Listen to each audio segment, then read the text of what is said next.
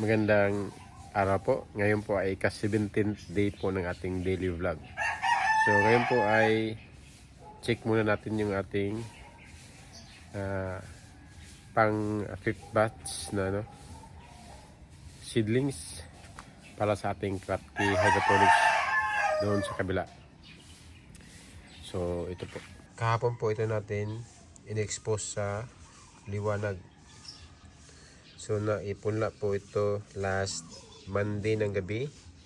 Tsaka after 16 hours Merkulis ng umaga ay inilipat natin dito. Na-expose siya sa liwanag, hindi po sa sunlight, sa direct sunlight. So check natin ngayon yung moisture niya sa ibabaw at saka yung water level. At saka ngayon ay ang weather natin ngayon ay mamaya siguro po ay talagang mainit kasi kunti lang yung ulap. So ang gagawin natin is i-double na natin yung shade date natin mamaya. Kasi sure po na mainit ngayon.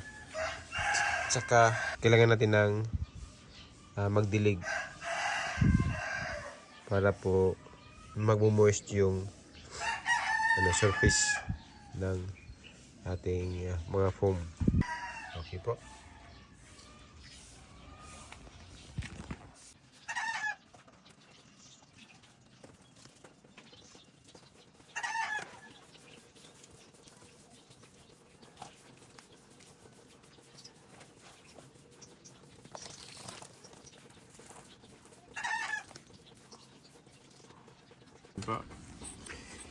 Check po natin yung water level.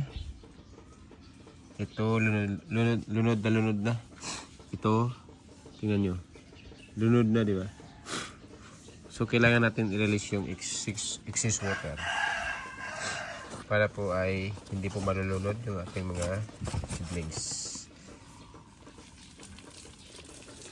Konti lang.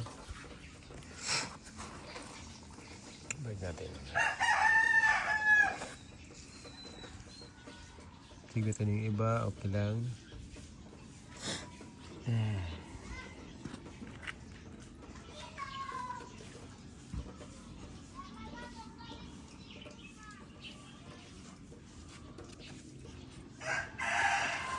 Konti.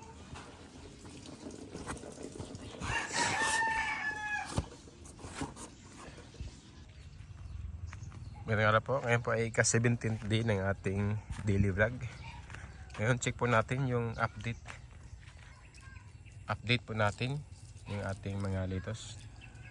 Hindi po ako nakapunta kahapon kasi medyo busy sa trabaho. So ito po yung ating estrusa. Yung iba ay pwede nang i-harvest. Ay, natumba. So ito po yung ating pang 4th batch. Ito na may itatanim natin ngayong Sabado. So ngayon po ay araw ng Huwebes.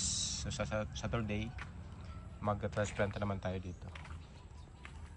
So ano po nangyari sa ating litos? Hindi po tayo nakapunta dito kahapon. Yan. Ubusan pa ito.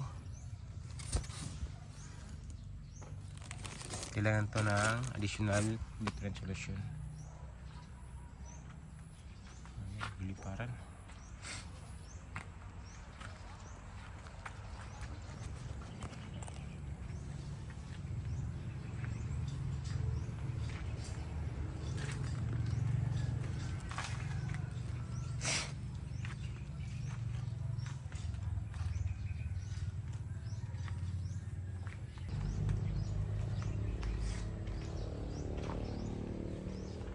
So ito po ang update ng ating litos first batch.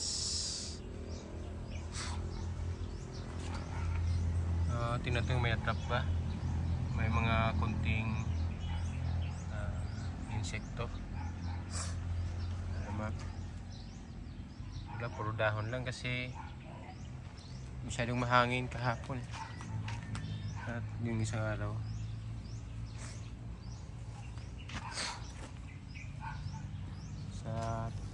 I-repair natin ito ngayon kasi nasira sa bagyo, nasira sa malakas na hangin. Sige.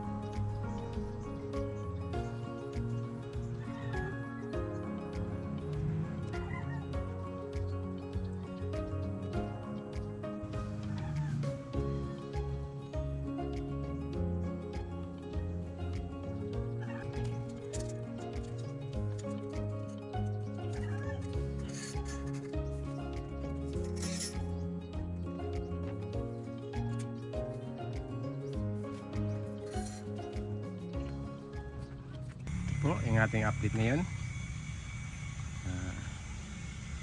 Nagsasayos po tayo sa mga nasira sa malakas na hangin kahapon.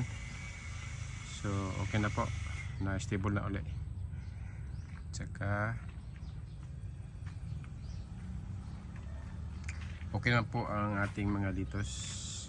Yun lang yung kasi nasira kasi may butas yung plastic pala. So dinagdagan ko ng Newton solution. Tsaka gagawa ko lang paraan para hindi na mabutas. So siguro gagamit ako ng mas makapal pa na plastic. So ito po ang update natin ngayon. Salamat. Maraming salamat po sa panonood.